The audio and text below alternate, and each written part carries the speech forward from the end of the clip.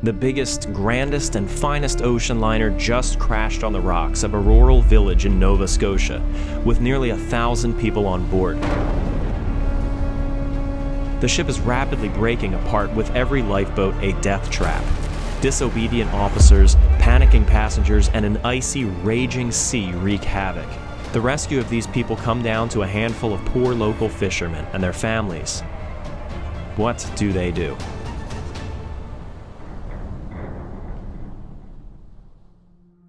I have to warn you about this one. It's a miserably tragic story, and it can be difficult to listen to. Some of the details are shocking, and similar to my video on the wreck of the Arctic, it's not for the faint of heart.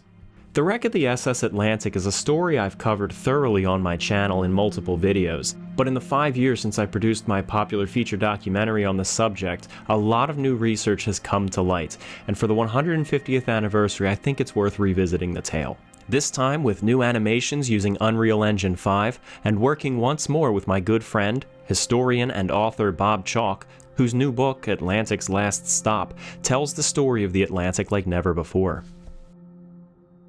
Flashback 11 days. The Atlantic stood offshore in the River Mersey just by Prince's Landing Stage in Liverpool, England. The date was March 20th, 1873, and the SS Atlantic was about to depart on her 19th voyage. Atlantic was built by Harland and Wolff in Belfast, Ireland. Today that's Northern Ireland. While Harland and Wolff would go on to be one of the most famous shipbuilding companies in the world, eventually producing iconic ships such as the Titanic, Olympic, and Britannic, in 1870, when the Atlantic's construction began, the shipyard was relatively new and unproven. Another company that was new at the time, technically, was the White Star Line. Although it had been around for decades, at this point it was all but defunct, and recently purchased by a man named Thomas Ismay, who hoped to revitalize it. He was seeking capital for his newly acquired company, and he found an investor, a man named Gustav Schwabe, who agreed to finance Ismay's venture on the condition that they commissioned all of their ships from Gustav's nephew's company, Harland and Wolff. Ismay agreed, and the two companies set out to develop a groundbreaking new ship design.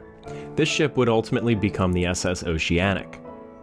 Ismay was so confident in this ship that he ordered a second vessel of the class before Oceanic was even in the water, and this second vessel was called the Atlantic.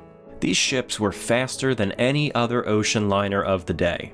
So fast, in fact, that two of her later sisters, the Baltic and Adriatic, both captured the blue ribbon for crossing the Atlantic in record time. They were also bigger than anything else. Well, except for the good old Great Eastern, the freakishly gigantic paddle steamer, but that hardly counts. They also had better ventilation and more comfortable accommodation for all on board. The ships had a powerful engine and 10 boilers, but it also had a full rig of sails, which in favorable conditions could give the ship a 2 or 3 knot boost, and in emergencies, such as if the ship ran out of coal or the engines broke down, could be used to navigate the ship. Of course, in order to do so, the winds couldn't be against them. The ship was lit entirely by oil lamp, which had a reserve of oil, and a wick that came up out of it that you would control with this. In fact, this was pulled off of the wreckage. The oil lamps would play a role in just how many people were lost that night. Accommodations on board were divided up into 2 classes: saloon class, also known as first class, and steerage class, the budget class. While saloon class was mostly made up of businessmen and wealthy tourists, steerage was mostly immigrants crossing the Atlantic to start a new life. The center of the ship was reserved for saloon class, because in choppy seas these areas were the most stable. There were 2 decks of cabins, with the upper deck having a large dining saloon. The dining saloon was the largest public room on the seas. Up on the promenade deck was the smoke room for the men, where they would drink, smoke, and play cards, and the women had a private lounge just after the dining saloon. Down below was also a barber shop. Steerage was in the bow and the stern of the ship, and in traditional fashion dating back to the very first passenger steamboat by Robert Fulton, the single men were quartered forward and the single women and children were quartered aft. The reason for this is simple: so that the men didn't harass the single, unprotected women. As an added buffer, the married families were put in the center of the ship, with the belief that the married men would help to protect the single women. Obviously, there rarely was any trouble like this on the high seas, but occasionally you did get the one or two unruly men who tried to sneak into the women's quarters at night. This arrangement of the men forward and the women and children aft is vital to this story. The steerage accommodations were dormitory style, with a sleeping bunk for each passenger. A mattress, blanket, and pillow were provided, which was not common for the time. Steerage passengers had plenty of access to fresh air and had their own outside decks to stroll during the day. Another accommodation the steerage were not entirely used to was the access to plumbing and toilets, and even a hospital in the forward men's dormitory in the bow. Atlantic was yard number 74, laid down in 1870. She was approximately 437 feet in length with a tonnage of 3,707, and was designed by Edward Harland himself. Over the course of several months, she rose up from slipway number 6, one of the largest in the shipyard, being launched at 11 a.m. on November 26, 1870, to a modest crowd of spectators. She gracefully slid into the Aberdeen Basin, and once launched, began her fitting out process. It's likely that she was towed into the Hamilton graving dock for the installation of her engine and machinery. Today, the Hamilton graving dock is the home of the SS Nomadic, the only White Star Line ship still surviving, and one of the passenger tenders for the later Olympic-class liners. The slipway Atlantic was built on is gone, now an open grassy field. A month after her launch, as the Atlantic was moored in the Aberdeen Basin, the first known tragedy befell her. Around 5 p.m., the ship's night watchman, a 60-year-old man named Stephen Ryan, was making his way up the gangplank and slipped and fell. Although he landed in only 3 feet of water, he was stunned by the fall and unable to pull himself out. That was the end of Stephen Ryan. She sailed her maiden voyage in June 1871, sailing back and forth between Liverpool, England, and Jersey City, New Jersey, stopping over in Queenstown, Ireland along the way. She underwent a few refits, having her interiors changed and saloon class expanded. Her propeller needed to be repaired or replaced several times, and had at least one accident when the steamer Alexandria bumped into her in Liverpool. 18 crossings had been completed, and Atlantic prepared for her 19th. She was under the command of Captain James Agnew Williams, an experienced captain who previously worked for the Guion Line. Under his command were 4 officers: Chief Officer John Firth, Second Officer Henry Metcalf, Third Officer Cornelius Brady, and Fourth Officer John Brown. They all played their part in this story, but it's Second Officer Metcalf who may have had the largest role. Metcalf had been the officer on watch a few years prior when his ship ran down and sank another ship, and he was given the blame. He lost his mariner's license for a year. He got his second chance with the White Star Line, and it helped that Thomas Ismay was his first cousin. The engineering department was under the command of Chief Engineer John Foxley, who reported directly to the captain. While most of the ship's officers had been aboard Atlantic for only 1 or 2 voyages, if that, Foxley had been aboard it for most of the ship's career. Most likely, he knew that vessel better than anyone on board. It took a full week to load the coal aboard the Atlantic. The coal was loaded into handheld baskets, carried from a barge up a gangplank, and dumped by hand into the ship's coal bunkers. Once completed and stocked with 967 tons of coal, the Atlantic was brought to the middle of the River Mersey, just off Prince's Landing Stage, to await departure the following day. Passengers arriving early were permitted to come aboard and settle into their accommodations a night in advance. There were several reasons why the Atlantic, like her sisters, moored away from the landing stage instead of docking alongside it and allowing her passengers to board through gangplank. Well, for one, the Atlantic and her sisters were massive, the largest ships in the world, barring the odd one out, and therefore would require the largest berth available. For a company that could barely afford mooring fees yet, and was sending its ships to Jersey City instead of Manhattan because it was cheaper, having to pay for the largest berth was a tall order. Instead, the White Star Line commissioned a tender, one of their only ships not ordered from Harland and Wolff. This was the Traffic. And Traffic was a small paddle steamer that Atlantic's passengers would board on the wharf, and then it would ferry them out to the ship in the middle of the river. March 20th, 1873. As passengers boarded the Traffic and then the Atlantic, they were given a small deck plan card, showing them the arrangements of their class. This would help them find their berths and get around the ship throughout the voyage. Saloon-class passengers were also given a passenger list so that they had the names of everyone on board, which would help them socialize and get to know each other.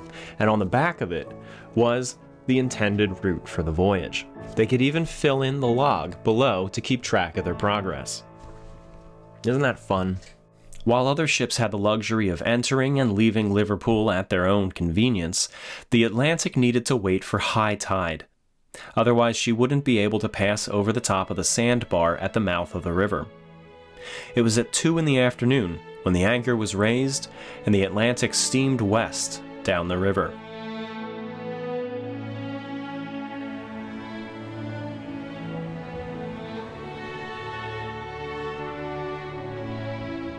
Outbound from Liverpool, she carried 152 crew and 615 passengers, but she'd be picking up more passengers soon. In the early hours of March 21st, Atlantic rounded the southern coast of Ireland. The weather was clear with a southeast wind, with conditions favorable enough that Captain Williams had the sails set to give the ship that extra boost. The ship rounded Roche's Point at 8:45 in the morning and entered Queenstown Harbor on the southern end of Ireland. Here, Atlantic would pick up an additional 175 passengers. All, or most of them, were in steerage. In 1873, Ireland was in absolute turmoil, with widespread starvation fueling a massive exodus from the country to the New World with hopes of a better life. By the day, thousands were leaving its ports, carrying what little they had in their possession. Queenstown is one of the largest deep-water ports in the world, but for the sake of time, ocean liners rarely tied up at the town's quay. Instead, a tender would ferry passengers, baggage, and mail out to the ships in a fashion very similar to what we saw with the Traffic in Liverpool. By around 9:30, the tender ship Jackal came out to greet Atlantic, with these 175 new passengers, leaving their homeland behind for good. The Jackal was nowhere near as fierce as her name implies. She was a small paddle steamer, and in rough seas would struggle to reach the ships waiting for her. Fortunately, though, the weather was good, and Jackal made excellent time. The Atlantic was inspected by the harbor authority and a lifeboat drill was conducted. Atlantic passed and was cleared to continue its voyage.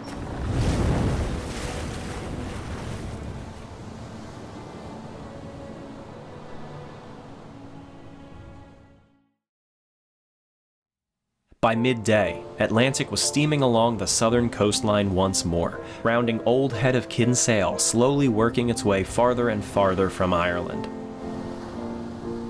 Although the Atlantic was a luxury liner, she made most of her income as an immigrant ship. This musical score is dedicated to the White Star Line's immigration services, and is actually the music you're listening to in the background right now. For the passengers, life aboard Atlantic for these first few days of the voyage was comfortable. Those in saloon, or first class, ate well, slept well, and had plenty to occupy their time. Back then, life was slower, and people enjoyed simply walking the decks, taking in the fresh sea air. Kids ran around playing and exploring the ship. Deck games were popular, and a popular pastime was to just sit in a deck chair and read a book. The etching of this woman reading is aboard the Atlantic, and the exact design of deck chair she's sitting in was recovered from the wreck and can be seen here. I have a funny story to tell you about this deck chair, but I'll tell you towards the end. But one of the biggest pastimes on ships of the day was simply the meal service. The meals were prepared amidships in the galley, and through a dumbwaiter brought to the saloon deck, where stewards served it. With the Oceanic class, the White Star Line saw its first pattern of china and silverware. Etched on the handle is the White Star Line flag. These two forks were manufactured by Elkington in 1872 for use aboard the Atlantic and were recovered from the wreck site. Also in your arsenal of utensils in saloon class were bread knives, with metal blades and wooden handles that conveniently had the word bread written on it, so you don't get confused. The main meal of the day was dinner, which was actually the second meal of the day and served in the early afternoon, unlike today. In saloon class, dinner was a true feast of 10 courses. Dining aboard the steamer Atlantic, you could expect to be served soup, fresh fish, pork, a roast, turkey, and ham, all in one sitting with a side of vegetables and finishing up with pastries, cheeses, fruits, and nuts. Steerage conditions may have sharply contrasted the lavishness of saloon class, but they were likely greatly superior than anything that the steerage passengers had ever experienced in their life. The food may not have been as fresh or sophisticated as in saloon class, but it was a hearty meal served to them by stewards 3 times a day. If you were hungry between meals, the cooks were known to slip a steerage passenger some extra snacks, although a small tip would certainly help encourage this. The good weather held on through the 21st and the 22nd, the second and third day of the voyage. On nearly a daily basis, Chief Engineer John Foxley would report to the captain the amount of coal that Atlantic had been consuming and how much remained. In the first few days of the voyage, Atlantic was consuming coal at a predictable rate. On Sunday morning, divine service was held for the Protestant passengers, and the ship was slowed to allow the crew to conduct an at-sea lifeboat drill. By late afternoon, however, the seas were picking up. The March winds began blowing and the weather began to deteriorate. A strong chill in the air meant that few passengers went up on deck anymore, and most of the nearly 1,000 people on board spent their days and nights in the cramped interiors. On Monday, the onset of a storm was here. Atlantic was driving hard against the wind. Although her engine was running at full power, she wasn't making her full speed. When it came time for Chief Engineer Foxley to report the coal supply, Foxley wasn't completely truthful. You see, there's an interesting dynamic between chief engineers and captains of the era. Chief engineers believed they knew the ship far better than the captain. Captains had a tendency of overexerting their ships and burning off too much coal. One of the ways that the engineers would mitigate this excessiveness is by under-reporting the amount of coal they had left. If captains felt that the coal had to be conserved, they would take it a little easier with the ship. Engineers were not supposed to do this. It was actually against regulations. But they still did. Foxley began to under-report the amount of coal to Captain Williams, but at first, not by too much. Earlier in the voyage, as the ship made its way across the Irish Sea and throughout the calm days on the ocean, the meals were served with great excitement and met with appreciation. But now as the sea tossed the ship around and seasickness took the passengers like a plague, very few people had the strong stomach to still take their meals. Although I'm sure there was at least one hearty chap. Tuesday, March 25th, the winds had reached full gale force. A steerage passenger later described it as though the Atlantic would climb to the top of a mountain and then drop into the valley below. It pitched and rolled, slamming into each wave, and every wave the ship hit felt like a giant hammer striking the hull. The violence of the storm is difficult to imagine. Several waves crashed over the ship, one of which completely smashed one of the forward lifeboats to bits as it sat on the davits. Some of the ship's provisions, such as the potatoes and salt fish, were stored on deck and washed overboard by one of these waves. Inside the ship, though they were shielded from the water crashing over them, the passengers lived in fear, praying that the Atlantic would make it through the storm. As the ship was thrown around, so were the people inside, along with everything around them. At least 2 crewmen suffered serious injuries from this. If you attempted to walk the corridors, it wasn't easy. Most of the oil lamps were extinguished for fear of breaking and causing a fire, and the floors were slick with vomit, leading to more slips and injuries. The engine continued to press on at full power, but Atlantic was moving at only a third of her top speed. Coal was being burned at an alarming rate, and maintaining full speed ahead didn't help. Chief Engineer Foxley underreported the coal reserves more and more, hoping to encourage the captain to cut back on the ship's speed. By Friday, March 28th, Foxley reported that they were down to only 319 tons of coal, down from nearly 1,000 from when they first departed England. Captain Williams lost sleep over the amount of coal that was being consumed. He ordered the kitchens cut back on their coal usage in the ovens and stoves, but this honestly wasn't too difficult. The kitchens had already stopped serving their full meal service, and instead were making lighter fare like soups and gruel, which was easier on the queasy stomachs at sea. If a ship ran out of coal in the middle of the North Atlantic, it was a serious problem. This was before ships had telegraphs, and ships would drift uncontrollably, relying solely on their sail power to navigate, which often wasn't enough. However, if a ship was running low on coal while crossing the Atlantic, they could divert to another port and resupply, and the most common port for this was Halifax, Nova Scotia. The White Star Line was known for the efficiency in operating their vessels, and in the 3 years since Thomas Ismay had acquired the company, not one of his ships has had to divert to Halifax to resupply. If Atlantic had to divert, this would be an embarrassment for Captain Williams and for the White Star Line. After all, Halifax was the home of White Star Line's #1 rival, the Cunard Line. Still, Captain Williams was willing to do anything to keep his vessel and his passengers and crew safe, and he would keep a close watch on the coal. The ship steamed through the weekend, blasting its foghorn at times of low visibility, and still pushing through choppy seas against the wind, although the worst appeared to be over.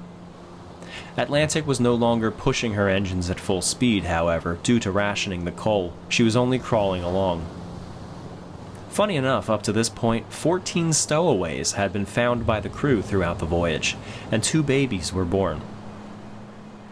On Monday morning, Captain Williams asked for another report on the coal, and called a conference with his officers. The ship was still 2 days out from New Jersey, and this was their last opportunity to divert to Halifax to pick up coal.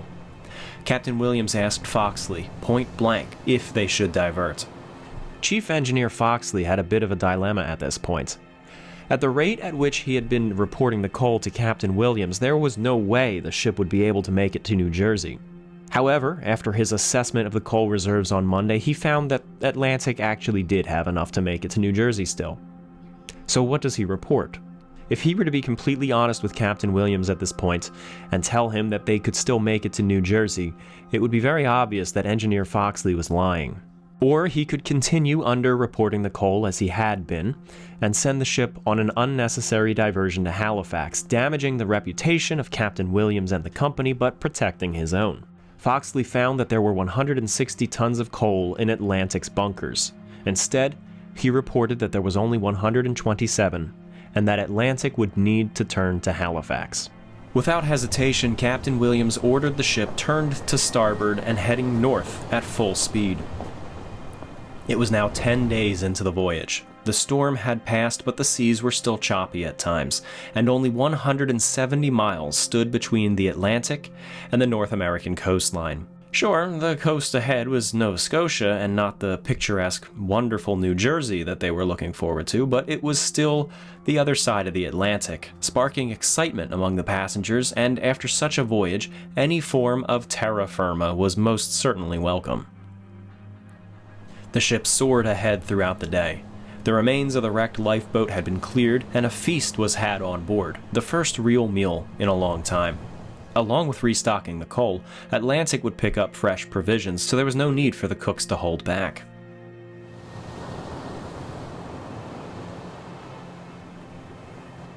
The town of Lower Prospect in Nova Scotia was a small fishing village. It was basically 5 families, the Clancys, the Coolans, the O'Briens, the Ryans, and the Blackburns. A total population of around 200 people. It was still the winter season, so what was normally a quiet community was even quieter. Their fishing boats were stored for the winter, and the residents were living on the provisions that they had stored up over the summer. The previous week's storms had churned up the waters along the coast of Nova Scotia, creating dangerous conditions that locals wouldn't sail out into if they could avoid it. On a night like this, there was no staying up late. With the cold and wind, nearly everyone was already bundled up and sleeping by their stoves. At midnight there was a change of watch on the deck of the Atlantic. Chief Officer Firth and Third Officer Brady were relieved for the night by Second Officer Metcalf and Fourth Officer Brown. Metcalf was now in command of the ship. At 12:20, Captain Williams came onto the bridge to check on his men. The approach to Halifax is one of the most dangerous approaches in the North Atlantic Ocean for mariners, only made worse by the time of the year. The entire coast was rocky and treacherous, with no lights from any coastal cities to act as a landmark. These were unfamiliar waters for most of the crew on board, so the captain decided it was safest for the ship to sail until Sambro Island Lighthouse was visible, which marked the entrance to the harbor, and then the ship would stop and drop anchor. They'd wait there until morning when they can see where they're going, and navigate safely into the harbor. Sambro Island Lighthouse would be visible a few degrees to port, so the crew would be keeping an eye out in that direction. Based on his reckoning, Captain Williams believed that they would spot the lighthouse around 3 a.m. He would take a brief nap until then, with Officer Metcalf in command. He asked Metcalf to wake him up as soon as they spotted the lighthouse, or at 3 o'clock, if they still hadn't seen it by then. As a fail-safe, Captain Williams also arranged for his steward to wake him up at 2:40 with a cup of hot chocolate. Between the steward and Metcalf, the captain had essentially set 2 wake-up alarms for himself. Captain Williams conversed with a passenger for a few minutes, a writer for a magazine, and then he retired to bed for a short nap. He briefly woke up at 2 a.m., but went back to sleep. Meanwhile, Atlantic presses forward. The quartermaster at the helm, a man named Robert Thomas, has been to Halifax, and his gut was telling him that they were getting dangerously close. He told this to Metcalf, and Metcalf told him it's not his job to have these opinions. 2:40 a.m. came around and the captain's steward arrived with the hot chocolate. Officer Metcalf stopped him, ordering him not to deliver it. In the chart room hung this heavy nautical brass clock. As every minute ticked by, Atlantic came a quarter of a mile closer to Nova Scotia. This is the very clock that Officer Metcalf would have looked at, knowing that he needed to wake the captain at 3. Well, 3 o'clock comes and goes, and Metcalf decides that he would not bother waking up the captain. Instead, they would keep sailing until they spotted the lighthouse. Here's where things go wrong for him. Atlantic is approaching from the south, expecting to see the lighthouse on their left. At that hour, though, the tide was coming in, flooding into the Bay of Fundy, which has the most extreme tide in the world. A strong current flowed along the shore, pushing the Atlantic a full 12 miles to the west, completely unbeknownst to her crew. Sambro Island Light was now far off to the right, and her crew would never see it. The crew was looking the wrong way, and the weather was too hazy to notice the light way off in the distance to the starboard. Atlantic had already passed the lighthouse, and was now steaming full speed to the pitch-black shore. Come 3:12 a.m., Metcalf decided it was time to finally wake the captain, but before he was able to do so, the lookout cried out that there were breakers ahead. Breakers ahead! Coming in fast, Metcalf saw the coast of Nova Scotia only a few hundred feet ahead of the ship. He ordered for the ship to turn hard to the left, and ordered the engines in reverse, but as he gave those orders, Atlantic grounded over underwater rock pilings offshore. The bottom of the ship tore off and let the sea come pouring into the lower decks. Now Atlantic didn't get stuck on these rocks and continued forward, not even breaking her speed, but the ship was already sinking. Atlantic began to swing to the left, but not fast enough. There was a single rock a little offshore, and the bow slammed into it, launching the front of the ship upwards and out of the water.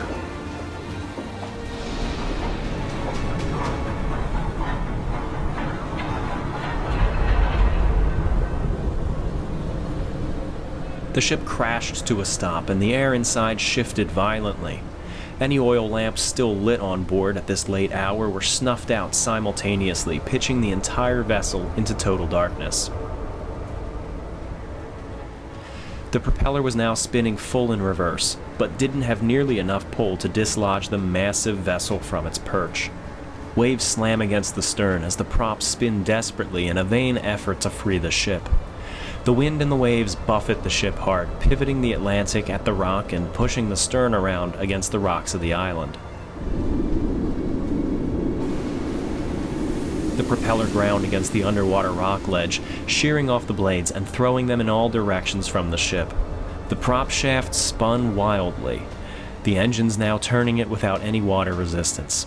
The engine room was already unfolding into a terrible nightmare. It was completely black inside, and the lower decks were flooding from the moment that Atlantic ran over the offshore rock formations. Crew were scrambling to escape, leaving their posts illuminated only by the coal fires not yet extinguished by the inflowing sea.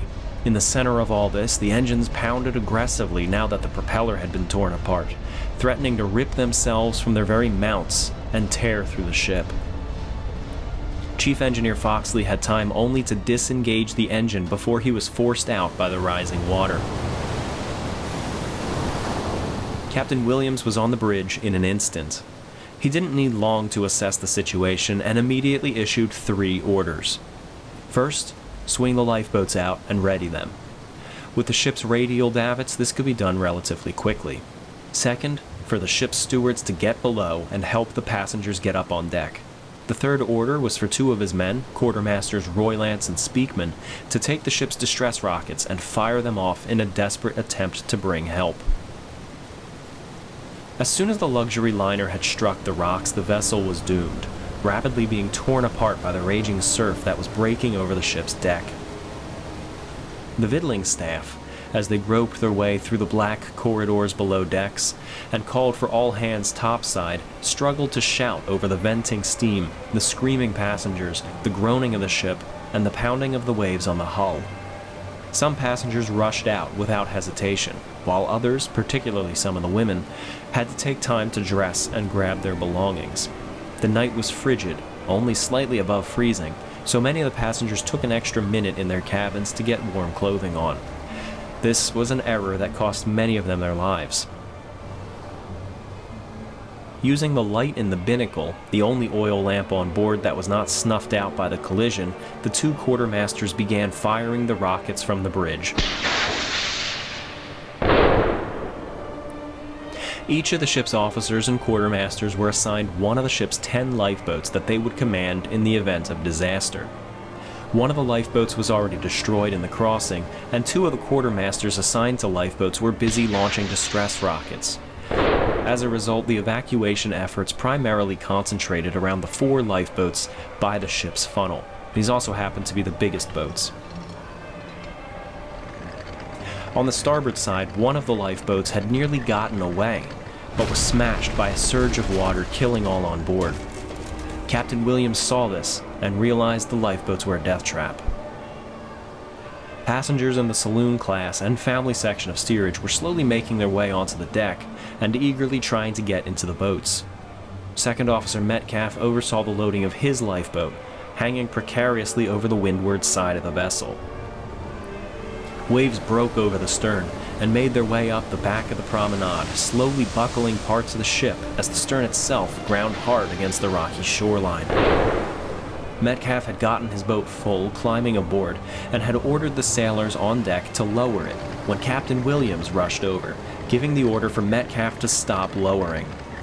Williams ordered Metcalf and his passengers back aboard the relatively safer Atlantic, but in the time it took him to shout those orders, a wave had taken hold of Metcalf's lifeboat, slamming it against the ship's hull.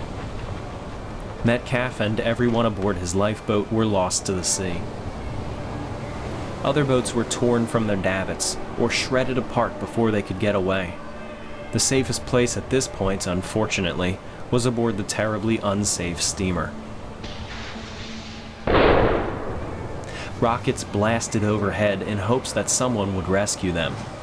The crew of Atlantic did not know where they were, nor what sort of land they had grounded upon. Was it an island or the Nova Scotian mainland? Were they far from the nearest communities, or was help just around the corner? The Clancy family, a large seafaring family of 11, were the sole occupants of Mars Island, the island upon which Atlantic had come to grief. Michael Clancy was the head of the family. He was awakened by the sound of hissing, very loud hissing and a crash, and he looked out the window and he thought it must be the second coming or something, because there were distress rockets going into the air and exploding, trying to get attention, of course. He heard the steam venting and the distant groans of the stranded behemoth, but didn't know what they were. He did know, however, that it was a blistering night, and he would need to dress warmly before going out to investigate.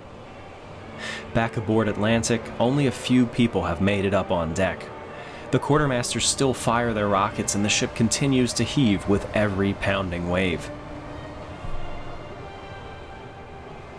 In steerage, the single women and children, as well as the families, were struggling to get out of their cabins.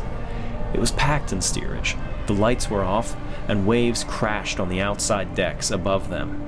Water poured down the only two stairwells that they had, and passengers had a hard time making their way up. These two stairwells in the steerage stern became a bottleneck, with hundreds trying to get up them. At this point, just 5 minutes after the collision, the bow is wedged firmly on a rock ledge. The stern, however, is pressed against the rocks of the shore by waves, but it doesn't sit on anything. It's simply floating freely.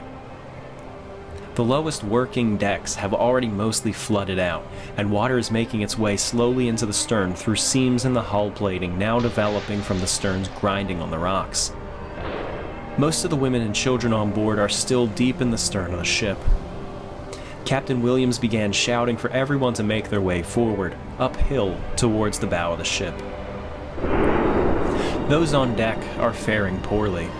The freezing winds whip across the ship, and the sea spray makes the sloping deck slippery. High up on the bridge, the two quartermasters tremble both from their nerves and the cold as they continue firing the rockets. The 9th rocket misfires on the deck, scorching their faces and scalding their hands. The remaining rockets fell from their grasp, rolling off the deck and into the sea. Finally, the after end of Atlantic, having been battered for so long, gives way and sinks rapidly.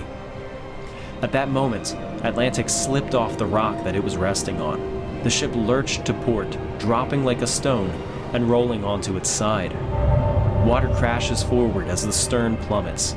In an instant, nearly all women and children on board are lost.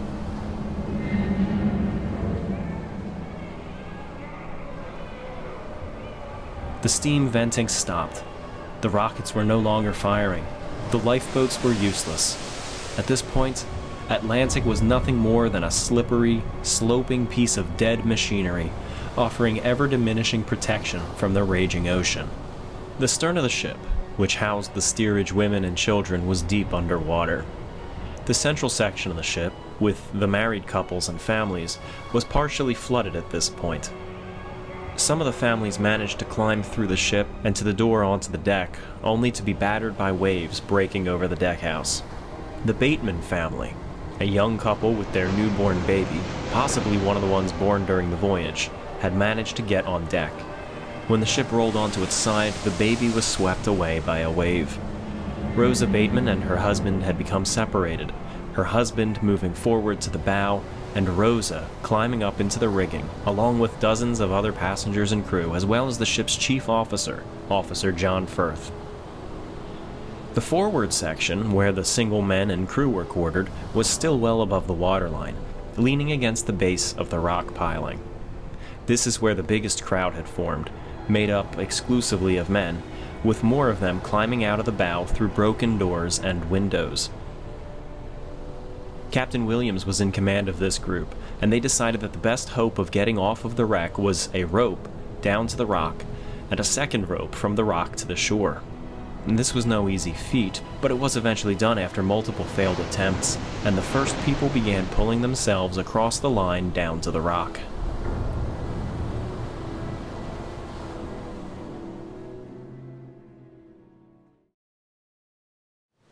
To the people aboard the stricken Atlantic, their situation appeared to be virtually hopeless, and without any chance of rescue arriving. However, they were not completely alone. Atlantic struck a rock on the west side of Mars Island. On that same island is the home of Michael Clancy, who was already aware of the rockets and dressing to come out and investigate. Lower Prospect and Terrence Bay are the two nearest towns that could offer assistance, and they were only a stone's throw away. If they could be alerted, they would offer tremendous help. Prospect is another town but a bit farther away, about 3 miles out. However, Prospect had a clear line of sight right to the wreckage, and had been aware that something was up since the very first distress rockets. Local folklore has it that the first indication of the wreck was when Tommy Coolin was here on this little hill, the little rise really, and he looked out and saw the distress rockets flying into the air. Tommy ran from his hill and woke up his brother, who initially thought it was a prank. Nicholas Christian testified to the inquiry that his brother came to him early in the morning about 7 a.m. and said there was a big ship aground just down by Lower Prospect. Well, it was April Fool's Day, so Nicholas Christian was having nothing to do with it. So he turned over and tried to go back to sleep again. But a few minutes later, his brother showed up with a telescope, and sure enough, there it was on the rocks. So out of bed he leapt and rounded up some other folks. And a rowing team was put together to make their way down to the wreck. It would take some time to organize this and then to row the 3 miles in the rough seas, but help from Prospect was on its way. Meanwhile, back on Mars Island, a lot had happened in the couple minutes since Michael Clancy had first seen the distress rockets, but he grabbed a lamp and finally set out. Michael Clancy and his brother and his 16-year-old son, they headed down towards the site, which wasn't very far away from the house, but it was on the outer side of the island. They crested the hill to find what was probably the most shocking thing that they would ever see in their entire lives.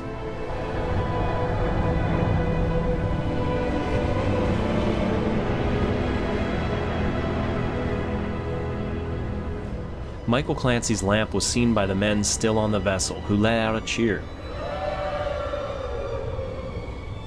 The lamp also drew over Quartermaster Robert Thomas, the only person thus far who had made it ashore alive. He had just managed to get ashore from the wreck, which was no small feat. He was the quartermaster at the helm when the ship crashed, and he filled the Clancys in on the situation. So they sent Robert Thomas back to the house to get dried out, and they continued on down to see what they would do.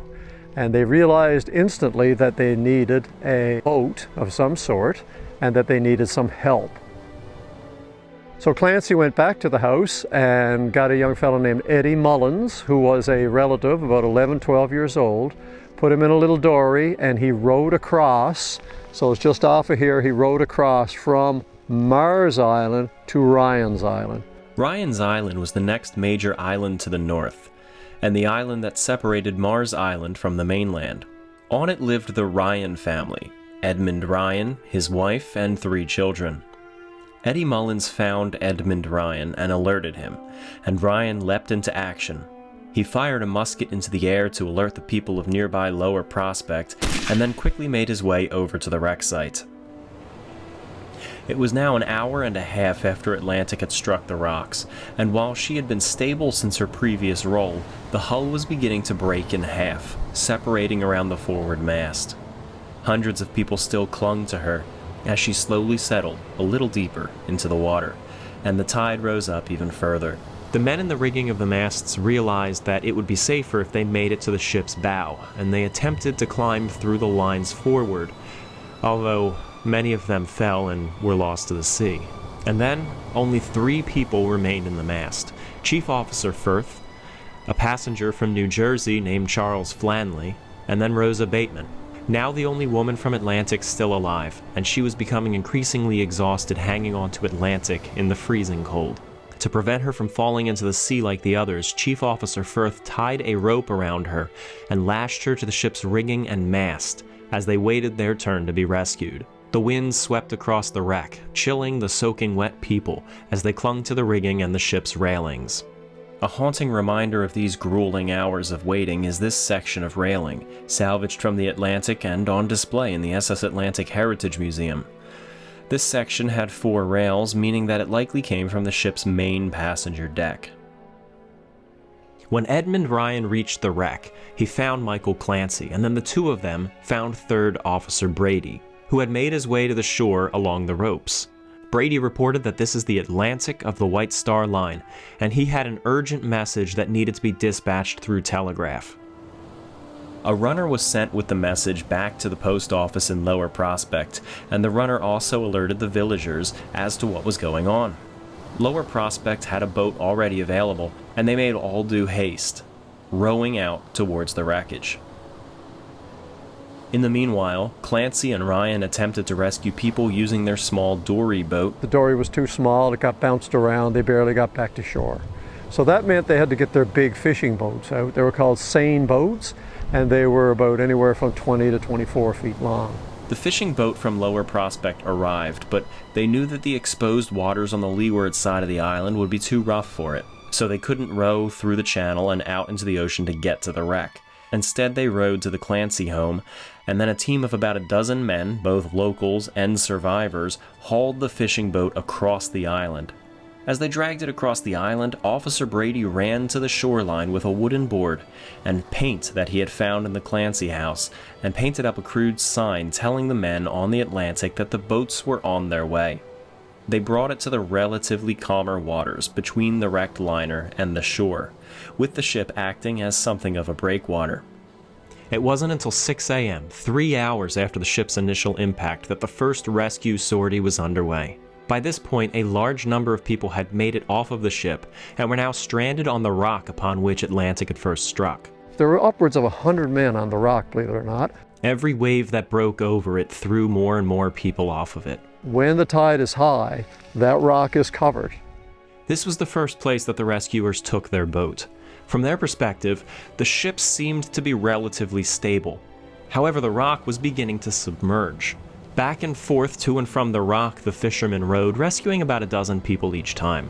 Then they had to get them, of course, out of the boats and onto the land. So the challenge was to keep the boat steady and to get those men out. So I imagine some of the men who were manning the boats had to get out, up to their chests in water to hold the boat. As soon as they get them on, they go back for another group. However, from the perspective of those still aboard Atlantic, including Captain Williams, they should be the priority of the rescuers. The rock was at least solid ground and not going anywhere. Atlantic, however, reeled with every surge that hit her, and she teetered precariously on the precipice of a sunken ledge. At any moment, Atlantic could give way and collapse into the depths. Now, he wasn't wrong, but to emphasize his point, he began shouting out to the rescuers that they would be paid $500 for every boatload of survivors they took specifically from the ship. Whether that was $500 or pounds, history is unclear. But regardless of the currency, that is a lot of money. Well, that certainly persuaded them. Now, they did their best to row out to the wreckage and began pulling people off, but a second boat was needed if they were going to beat the rising tide. So they sent a crew back to the Clancy home to start the long process of preparing his boat, which had been stored for the season. They dragged this one across the island as well, putting it in the water, and now 2 boats were pulling people from the rock and the wreck.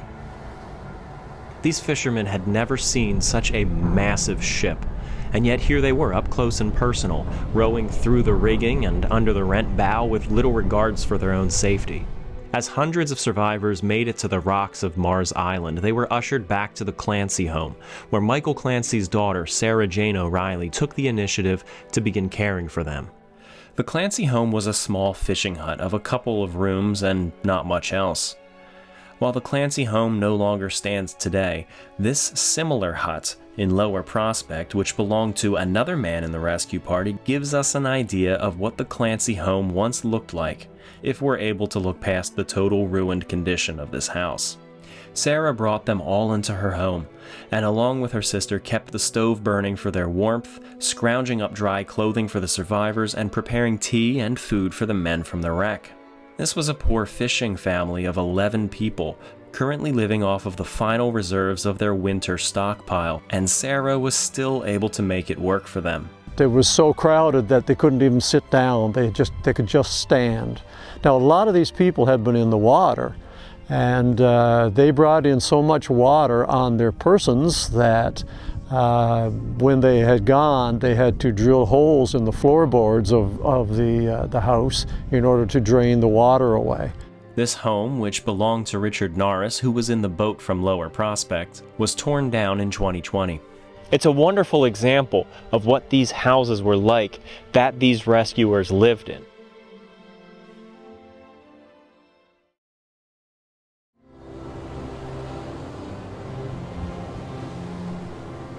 Back at the wreckage, the rescue parties were exhausted. They collapsed as they rowed, and their pace was slowing. Perhaps at the time when they were most needed, the boat from Upper Prospect finally arrived. Now they too were exhausted from their long 3-mile rowing trip, but they were reinvigorated by adrenaline once they assessed the situation. There were still around 100 men clinging to the bow, plus the 3 people in the rigging of the mizzen mast. At this point though, Atlantic had settled too deep into the water and the tide was too high, so the rescuers deemed it unsafe to get to the ones in the mast and instead focused on the men on the bow. It's documented that in an hour and a half they made 18 trips. The boat from Upper Prospect made 18 trips back and forth. That's in part of the testimony. After all those trips back and forth, the final boatload was taken from the front of the ship. Captain Williams, tired and weary, was one of the last men to step off of Atlantic, climbing into the small fishing boat and leaving his vessel behind. Officer Firth, Mr. Flanley, and Mrs. Bateman watched as the final boat returned to Mars Island, dropped off the survivors, and the rescuers got out and rested. And slowly they realized they weren't coming back for them anytime soon. Atlantic settled ever deeper, and the tide rose higher, and the people in the mast began to cry out for help. They found that they really couldn't get to those 2 because of where they were located. So they needed to wait until the tide went down before they could go out and rescue them. Meanwhile, in Terence Bay, an Englishman looked for his breakfast. This is Reverend William Ancient, the Reverend of St. Paul's Anglican Church in Terence Bay, Nova Scotia, an ex-Royal Navy sailor and a recent addition to the community. And he was hungry. He expected to have breakfast with one of his parishioners, but they were nowhere to be found. He didn't know this, but they were down at the wreck site on Mars Island. Well, Ancient wandered the town a little bit and found out that most of the townsmen were down at Mars Island. Well, he got in his little boat and he rowed down there, getting there in the early afternoon. By that point, the rescue was mostly over, and he found the Clancy home crowded. There were exhausted men, survivors, and rescuers sitting along the beach by campfires resting, and there were bodies lining the shore. What Reverend Ancient focused on were the 3 people still in the mast, and he asked why no one was going out for them. Well, they said they were waiting for the tide, but that didn't sit well with him. He mustered up a boat crew, or perhaps even shanghaied them, and they rowed out to the wreckage. Like the rescuers before them, they also couldn't get out to the masts, but they positioned their boat in such a way where they could throw a line to them. Rosa had passed. She hung limp, her mouth foaming, but was still lashed to the rigging, as her husband watched in despair from the shore. Now only Charles Flanley and Officer Firth remained aboard. Well, Flanley got tired of waiting, and the first opportunity he got, he took a life buoy from one of the nearby bodies, leapt into the sea, and was dashed against the wreckage. He was hurt, but Reverend Ancient and his men were able to pull him out of the water and into their boat before he was lost, and they saved him.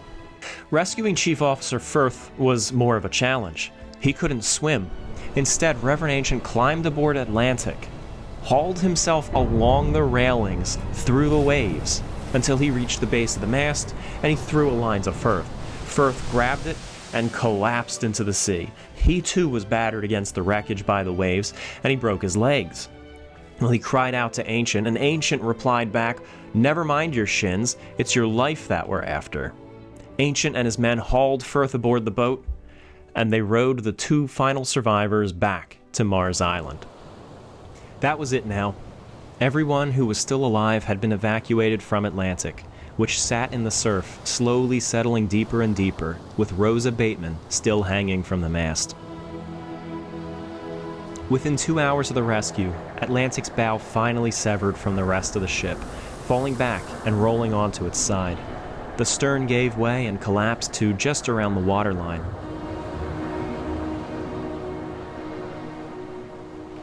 The survivors continued through to the Clancy home to the care of Sarah O'Reilly, with some being sent over to the Ryan home as well to the care of his family. Of the 958 souls on board Atlantic, around 550 were lost in the sinking, including every woman on board and all but one of the 117 children.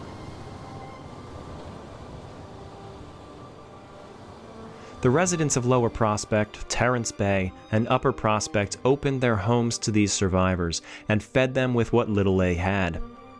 No doubt the 400 or so survivors more than doubled the population of these small villages, but it was a burden that the locals were more than willing to assume.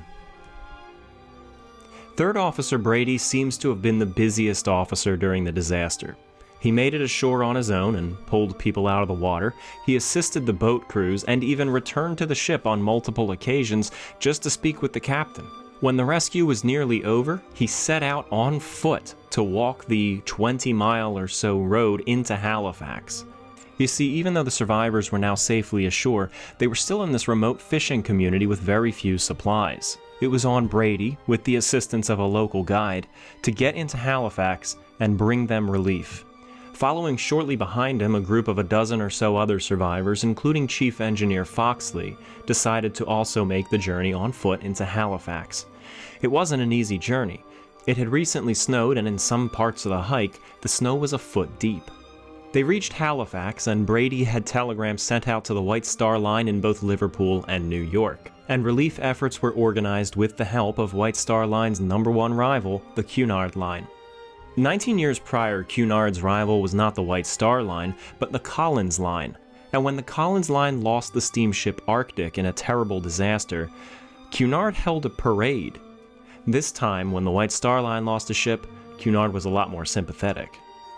2 ships, including the Cunard liner Delta, were stocked with food and medical supplies and sent to Lower Prospect the following day. On board Delta was a reporter, a man named William Fielding of the Halifax Morning Chronicle. He first broke the story within hours of the disaster, and he joined the relief efforts to get the full story. In the end, he didn't simply put together a good report, but a thorough telling of the disaster that was reprinted worldwide. He also became a bit of a record keeper for the disaster, including the overseeing of gathering the names of the survivors, with the intention of reporting for the sake of the families. The survivors were brought to Halifax, being dropped off at the Cunard Pier. One of the survivors was a 12-year-old boy named John Hanley. He was from England and moving to New Jersey with his family. Normally, he was quartered around the middle section of the ship with his parents, but on the night of the disaster, he decided to bunk with his brother up front along with the other single men. This decision ended up saving his life, but he still lost his brother and his parents. When John got to Halifax, his portrait was taken as a fundraiser and copies were sold to help John get on his feet when he reached the United States. Of course, other photographers in town snapped photographs of the photograph and sold copies and kept the profit. When the ship was going down, he was pushed out of a porthole and rescued from the bow. A musical number was written to celebrate his bravery, and is what you're listening to right now in the background. John was placed into the temporary care of a White Star Line purser, and the company promised to educate the boy and give him a career, but he ended up continuing on to New Jersey to live with his sister. The survivors were then taken to Boston, where a reception breakfast was held for them by the mayor, after which they began dispersing throughout the United States. The job was not over for the officers of the Atlantic. From the moment the ship had been evacuated, they needed to remain watch over the wreckage. Their duty now was to protect the bodies and the cargo of the ship, so Captain Williams had his crew keep a 24-hour watch over the wreck. If the ship was not abandoned, then the contents were not up for grabs. In fact, if someone took something from the wreck and didn't turn it in, they could be in big trouble. Still, they did, and that's where the funny story about this deck chair comes in. No doubt, it floated off the wreck when the ship sank. It was picked up on the rocks by locals because it's a nice chair. But then they found out they could get in trouble for owning it. The only identifying marker on it was the star on the headrest, indicating the White Star Line, and you can see that the owner tried sanding that off. Well, the star is flat now, and you can only barely see it today, but you can actually see where the wood stain was worn off from the rubbing. Other objects were salvaged as well. One of the ship's quarterboards, which would have been the first thing a passenger would see when boarding the ship, was salvaged and hung over a fireplace until only a few years ago when it was donated to the SS Atlantic Heritage Museum. Divers attempted to recover the items from the cargo hold so it could be sold off by the insurance company, but not everything could be saved. In the forward two cargo holds are crates and crates of ironstone china, made by J&G Meakin as well as Hope and Carter, to be shipped to the United States and sold to hotels and restaurants. When they went into the ship, they looked like this. When they were blasted from the wreckage, they looked like this. Tiny, smashed up fragments of ironstone, but some still have the manufacturer's stamp. A carriage was also pulled from the cargo hold, repaired, and employed for personal use for decades. Some items were found on the wreck that actually held some form of identification as to who the owner was. This is all that remains of a straight razor. All of the metal has completely decomposed, but it is a straight razor, and the name on it is W. Garvey. And W. Garvey was William Garvey, who was in the steerage. These two buttons with 6 pointed stars were recovered from the wreck. Initially, they were believed to be from a passenger's jacket, possibly a Jewish passenger. However, when cataloging the artifacts, I realized who these buttons may actually belong to. You see, officers were expected to supply their own uniforms, so they weren't completely standardized. Now take a look at what a button from the Guion line looks like. The Guion line, of course, being the line that Captain Williams worked for only 2 years before the wreck. And it looks like somebody may have had his old uniform on board with him. Of course, it could also be from another Guion line veteran whom we're unaware of.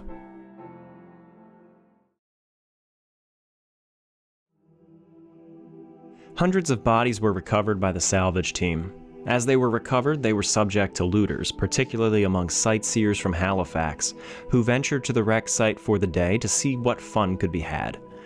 Atlantic's crew, the local fishermen, and other authorities attempted to prevent this, but some looting did occur. There would have been all kinds of people there, and what I mean by that is you would have had people there that were in a great deal of shock and doing their best to find the bodies and take them out of the water, right up to people who were, cutting the fingers off of people to get the rings. In the meanwhile, tourists even managed to climb aboard the wreckage, still sticking out of the water at low tide. William Glenfield was from England, and he and his sweetheart, Annie, wanted to get married, couldn't afford it, wanted a new life in America, couldn't afford it. So he went ahead to the States and worked for several years and raised some money so that he could go back and marry Annie. Goes back, they get married, now they're on their honeymoon, taking the Atlantic across to a new life in the United States. We don't know how they got separated. All we know is that they got separated. And for the next couple of days along the shore out here in Mars Island, William Glenfield would not leave. He was looking for Annie's body. So people brought food to him and whatnot, but he was disconsolate. He was not going until he found her body. Rescue ships came down from Halifax, picked everybody up. He wouldn't go. He never found her. Never found her body, but somebody came to him that they had found her suitcase. Okay, so he opened the suitcase, somebody had gone through it. Everything had been, of any value had been taken. And William Glenfield, to remember his wife Annie by, had nothing but a pair of her slippers. And that was all he had. Some bodies were brought to Halifax for burial, including the bodies of Second Officer Metcalf and Purser Ambrose Worthington. The two of them were buried in Camp Hill Cemetery in a funeral paid for by the White Star Line and Captain Williams himself, attended by the surviving officers, representatives of various shipping lines in Halifax, and the general public. Only the stone of Mr. Worthington is still standing. Metcalf's grave, allegedly right next to it, is currently unmarked. Other bodies were claimed by relatives and taken to be buried by their families. Two saloon-class passengers, a mother and daughter named Lauriston and Lillian Davidson, were recovered from the wreckage.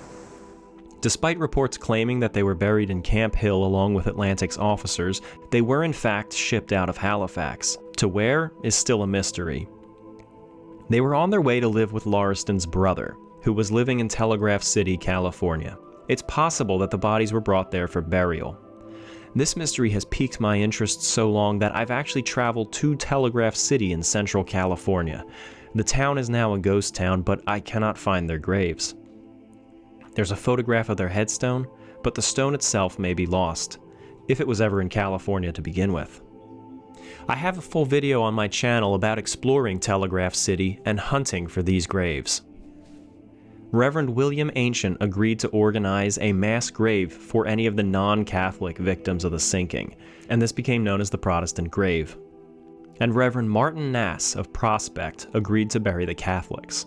Before organizing the bodies for the different mass graves, they had to figure out which faith each victim belonged to. Catholics tended to have tokens of their faith somewhere on their body, such as a rosary or a medal to assist them in prayer.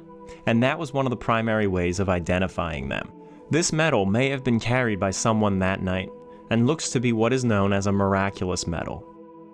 Reverend Nass buried around 250 Catholics in the mass grave at what is now called Star of the Sea Cemetery. Reverend Ancient buried 277 behind his church in Terrence Bay. He started, I believe the first one was on April the 6th, and went from there until late July, as bodies were recovered from the wreck. And he would bury, 10, a dozen or so at a time. After some years, the White Star Line commissioned a memorial marker for the Protestant mass grave only. A similar one was eventually erected on the Catholic grave after fundraising efforts in the past few decades. Reverend Ancient's church at the time of the wreck of the Atlantic was called St. Paul's Anglican Church in Terrence Bay. It burned down in 1942. However, the foundations of the building are still visible.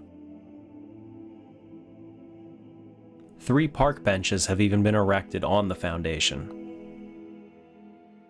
When the ship wrecked, Captain Williams, in his urgency to save the people on the bow, called out to the rescuers that they would be paid $500 for any boatload of survivors that they retrieved. They, of course, were never paid.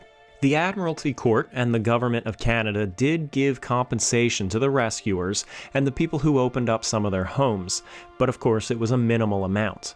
However, the news of the disaster spread around the world. The Mary Celeste, which was found derelict on the Atlantic Ocean a few months prior, had just had its investigations concluded and was finally bumped from the papers by the wreck of the Atlantic. The people of the United States were so moved by the heroism of the people in Nova Scotia that they actually took up several collection efforts to reward them. They were also the only ones to recognize the efforts of Sarah O'Reilly and the 2 daughters of Edmund Ryan. Regardless, the hero of the disaster, who was always at the forefront, was Reverend William Ancient. While yes, the locals were acting merely out of charity when they stepped in and saved the people off of the Atlantic, but a few of them did become resentful of the attention that Ancient was receiving. The newspapers really took a shine to him, and before long he was the hero of the rescue, so that all the other people who were involved in the rescue in many ways got forgotten, and Ancient sort of rose to the top as being the guy who led the rescue. And these were just poor fishermen. They needed to be led too. But that was not true, and it's unfortunate that that happened, but it did. Reverend Ancient received the largest financial compensation out of everybody. He was also brought to award ceremonies and praised in the newspapers. The various American fundraising efforts even gifted him 3 different pocket watches, including this one etched with an image of the ship and currently on display in the Maritime Museum of the Atlantic. Locals at the time speculated that Ancient was thrust to the forefront not simply because of the drama of his actions, but because he was an Englishman, while the rescuers were all Irish and mostly Catholic. The wreck still lies beneath the waves of the rock it struck on Mars Island. There's a slight misunderstanding about the identity of this rock. Historians, including myself in my previous documentary, referred to this rock as Golden Rule Rock. However, it's not. Golden Rule Rock is at the southern tip of Mars Island. When Captain Williams was saved and he got to Halifax and was talking to the reporters, he said that they hit the rock off of Mars Island. And they said, "Oh, you mean Golden Rule Rock?" And Captain Williams, not knowing the names of any of these places, agreed because he thought, yeah, that's it. And then the newspapers ran with it. And nobody questioned that until the last couple of years. This is a discrepancy that Bob Chalk actually found when researching for his new book, Atlantic's Last Stop. Bob is the world's foremost expert on the Atlantic disaster. While my documentary is long and full of information, I still didn't have the time to go into anywhere near as much information as Bob does in his excellent book. It's published by Nimbus Publishing in Halifax, Nova Scotia. It's available from Nimbus, and most online booksellers have it, so it was a real privilege to be able to write this book, and if you read it, I hope you'll enjoy it. The link to Bob's book is in the description below. In Terrence Bay, on the grounds of St. Paul's Church, is the SS Atlantic Heritage Park Museum. The museum is filled with artifacts recovered from the wreck and helps preserve the local legacy of the disaster and the rescue. Although the museum is only open seasonally, the park grounds are open all year, with a trail leading down to the water where the Protestant mass grave is. In downtown Halifax is the Maritime Museum of the Atlantic, one of the best maritime museums in Canada. On the second floor, right by their Titanic exhibit, is a permanent display of Atlantic artifacts, including a clock, engraved pitcher, and one of Reverend Ancient's pocket watches.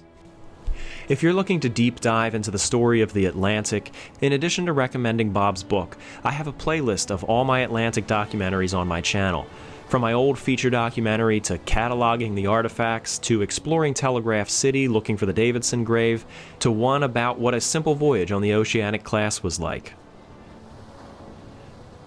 In that playlist are also a handful of videos I produced for the Titanic International Society, each specifically focusing on the stories of individual graves, including Reverend Ancient, Ambrose Worthington, and Officer Metcalf. The link to this playlist is in the description below.